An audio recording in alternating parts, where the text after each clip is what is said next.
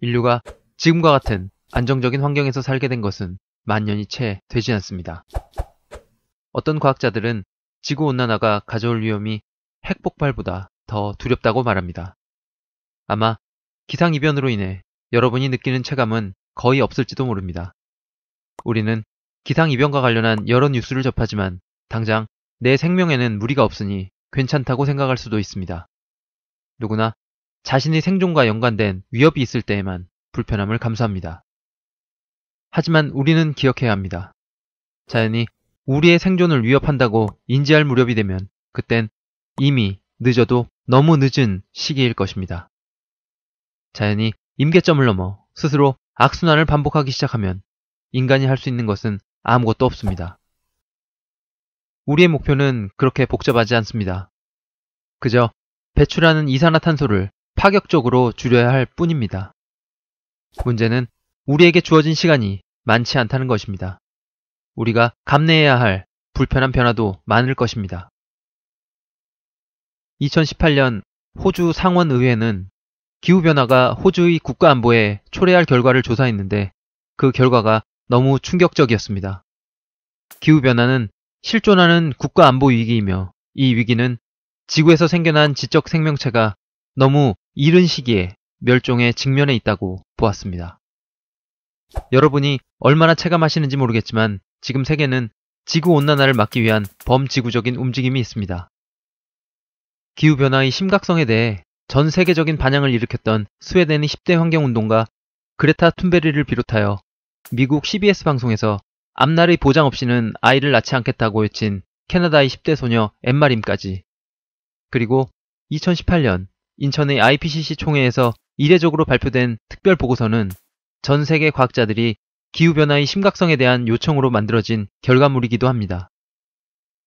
이 특별 보고서에서 2030년까지 온실가스를 절반으로 줄여보자는 내용에 대해서도 전 세계가 공감하고 있는 분위기입니다. 유럽은 2030년까지 온실가스 40% 감축, 2050년 탄소 배출량 95% 감축 목표를 가지고 있으며 미국의 트럼프가 파리 기후협약을 탈퇴해버렸지만 미국의 많은 주정부들은 지구온난화를 인정하고 파리 기후협정을 지지하고 있습니다. 환경 파괴의 주범이라 불리는 중국마저도 생태문명의 중요성을 언급하며 전기차나 전기 오토바이를 늘리고 무서운 속도로 전기 인프라를 갖추고 있습니다. 환경에 대해 적극적인 덴마크는 2030년까지 재생에너지 발전 비율 100%를 목표로 하고 있습니다. 드디어 우리 인류가 환경에 대해 자각하기 시작했습니다. 내가 관심을 갖지 않더라도 그 누군가는 환경보호를 위해 대신 싸워주겠죠. 그러나 과연 그럴까요? 이러한 세계적인 움직임에도 불구하고 스웨덴의 10대 소녀 그레타 툰베리는 2019년 UN 기후행동 정상회의에 참석한 세계 정상들을 향해 기후변화에 대해 충분하게 대처하지 않는다고 일침을 가합니다. 그는 IPCC의 보고서가 이야기하는 1.5도 지키기도 여러 자연현상들에 대한 불완전한 요소들이 포함되지 않은 수치라며 전 세계의 미온적인 태도에 대해 꼬집었습니다. 일부의 기후학자들은 기후변화의 미래를 매우 비관적으로 보고 있습니다. 그들은 이제 미래의 심판일은 피할 수 없으며 그럴 바엔 더 안전한 곳에서 가족들과 남은 삶을 즐기려 합니다. 탄소 절감을 위해서는 최대한 빨리 이념을 넘어선 전 지구적인 협력이 필요함에도 불구하고 필요한 노력과 제도의 정립은 정치권에서 막혀버리기 일쑤입니다. 정당의 이익에 맞지 않는다면 정당한 요구도 묵살됩니다. 30년 전부터 과학자들은 지구온난화의 위험에 대해 지속적으로 경고하여 왔습니다. 그러나 경제 논리만을 생각하는 기업들, 그리고 이들과 결탁한 정치 세력들에 의해 이 문제는 항상 도외시되었으며 심지어 지구온난화는 음모설로 취급당하기도 했습니다. 이러한 정치적인 한계를 통찰한 기후학자들은 안타까운 결정을 내릴 수밖에 없는 것입니다. 기후 대응에 있어 돈이나 국가, 기업의 이윤과 같은 경제의 논리를 빼지 않는다면 우리에게 미래는 없습니다.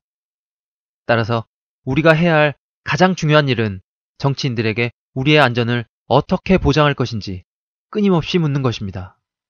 그리고 탄소의 절감을 실현시켜줄 정치인을 선출해야 합니다. 과학자들이 말하는 임계점의 순간이 정확하지 않을지도 모릅니다. 지구는 지금 엄청난 환경의 변화를 견뎌내고 있습니다. 그 인내의 끝에 지구가 어떠한 반응을 보일 것인지 아무도 알 수 없습니다. 지금 당장 총력을 기울여야 합니다. 우리는 우리의 생존을 위한 불편함을 감수해야 합니다. 그리고 힘들겠지만 이 모든 것을 단시간에 해야 합니다. 많이 늦었지만 그래도 희망을 걸어야 합니다. 마지막으로 나사의 수석 과학자 제임스 한슨의 말을 빌리면서 마무리하겠습니다. 우리는 정점을 넘어섰지만 돌아오지 못할 지점을 넘기진 않았습니다. 우리는 되돌릴 수 있습니다. 하지만 신속한 방향전환이 필요합니다.